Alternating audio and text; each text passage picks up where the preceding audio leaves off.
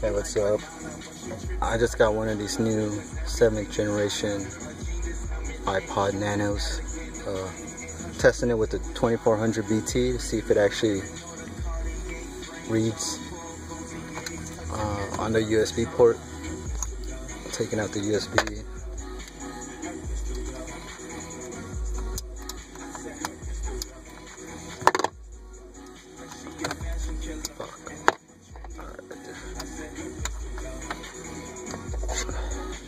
Looks like it's doing something. It's at least charging. Let's put that up there. Alright, we're gonna put it to USB mode.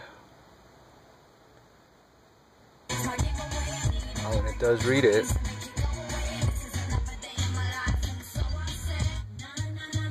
Oh, and you can actually change it using the steering wheel remote.